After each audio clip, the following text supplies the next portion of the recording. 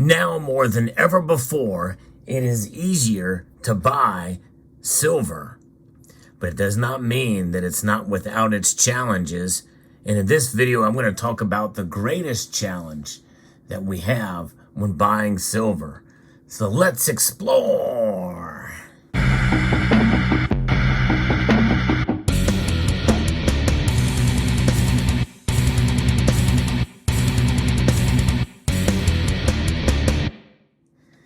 In many ways, when things become easier and more simple to be able to make a transaction, it can be complicated by a myriad of different factors. You know, I've been around for long enough to see how the buying strategies have shifted and changed, and how the practicality of buying has shifted and changed over the years. You know, it's amazing to see. I remember a time whenever you placed an order online, you had to, if you wanted to get the savings of not using a credit card, if they even accepted credit cards, you had to physically mail in a check. And I did that a couple of times, and it was nerve-wracking, just making sure that they got the check. And of course, the wait times were long enough just waiting for the mail to run, but also they have to cash the check and clear it from the funds. Clear to make sure there were substantial funds in the account, and it took quite a long time. So there is the complicated measure of ordering online and checking if they even had that ability. There's very few sites though now that don't have the ACH option or the electronic check. You could wire money too, but that's obviously a more complicated process. But regardless, nowadays, it's easier. It is more simple. But do not confuse the simplicity of buying precious metals with the challenges that lie in that. You know, with technology and with advancements, typically comes different types of complications. And one thing we are finding, as more and more people have the ease to buy online, more and more people are. But that's not the only reason why more and more people are buying precious metals. Make no mistake, because just about anything can be bought on the internet these days. And so there is the cloud and there's the overpopulation of all these things that are out there that gets people's attention. And gold, and especially silver, well, they're not one of those. Especially when some people feel like they can buy the ETF, the electronic forms of those, the exchange-traded funds, in order to get exposure to the price without getting exposure to the metal itself. Now, we know when we buy our silver, especially silver compared to gold, well, it takes some weight, and so when you get a package, there is the risk and the challenge that perhaps that could either the weight of the silver that you're buying could break the box if it's not packed well, or somebody who may find it in transit, whether it be a postal worker, what have you. In the rare instance, they may actually steal it. That's happened before, but it doesn't happen too often.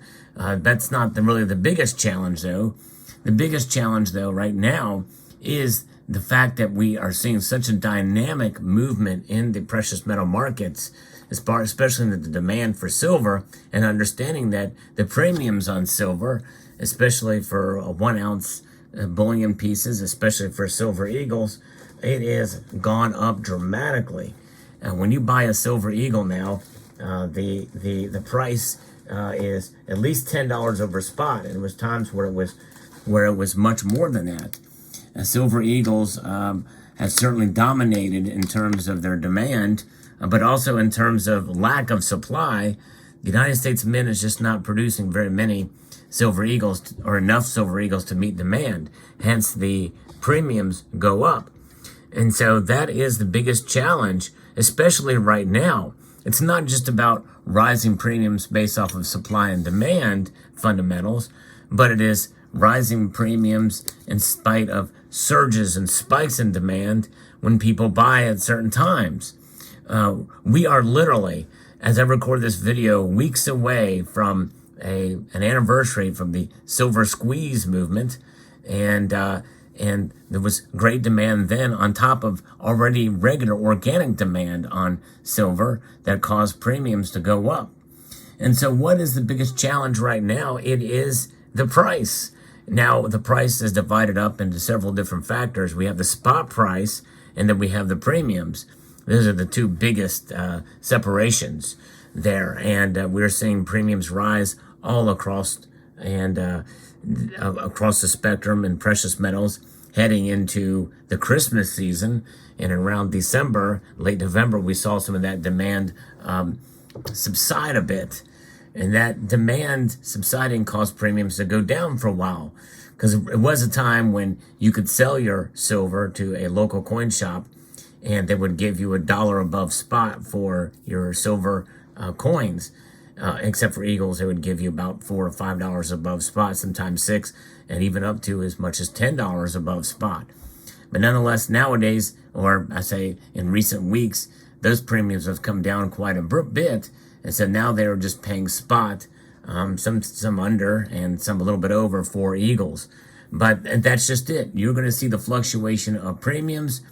But what's even bigger challenge is not just a fluctuation of premiums, but spot price, which is going to draw either more and more people to buy at a certain time because of the premiums because the spot price going down and people buying on the dip, which is the smartest thing to do, or people buying because the price is going up, thinking it's going to go up even more. Now, I discourage people from doing that.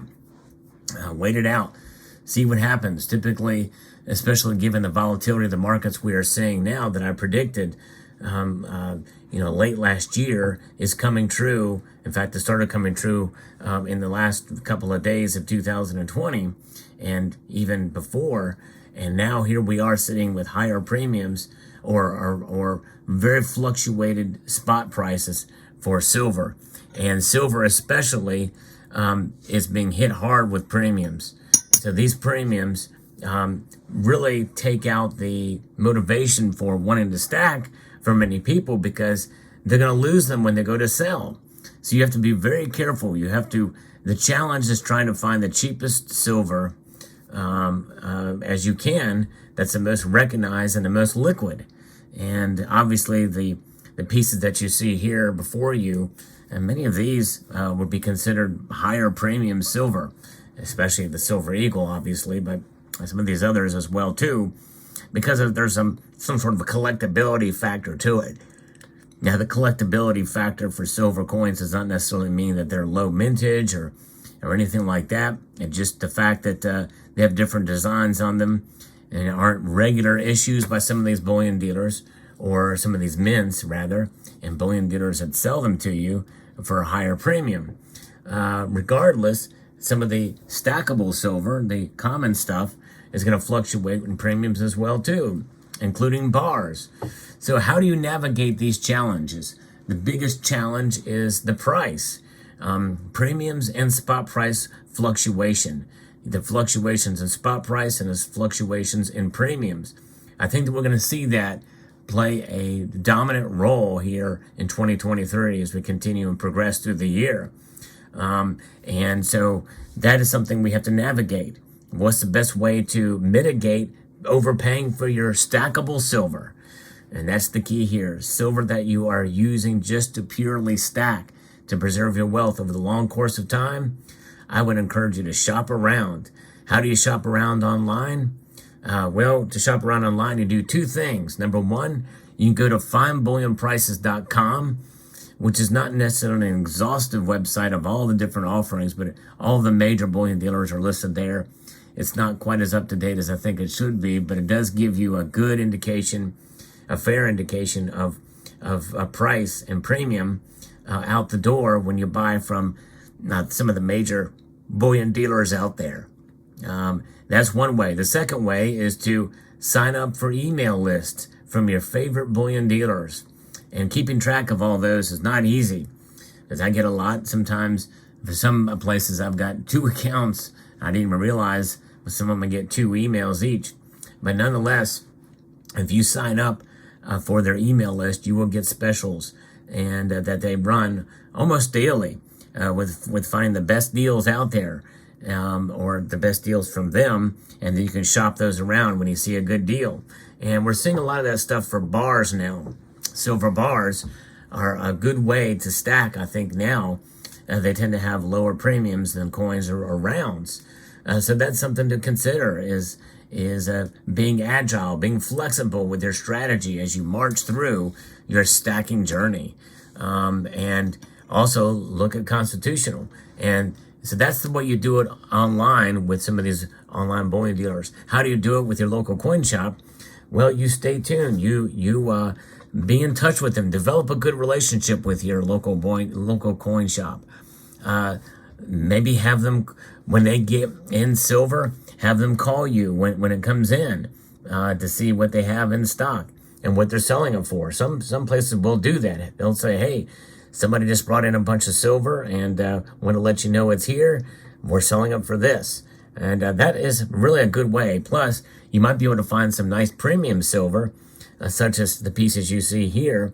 And again, I don't know what the aftermarket is for something like this, the first in the next gen series from the Perth Mint. I really don't know, don't care. I bought it because I thought it was cool looking and it's thick. You know me, I'm down with the thickness with my silver. And so, but something like this, a local coin shop may get this and buy it for a spot because it's 10 ounces of silver.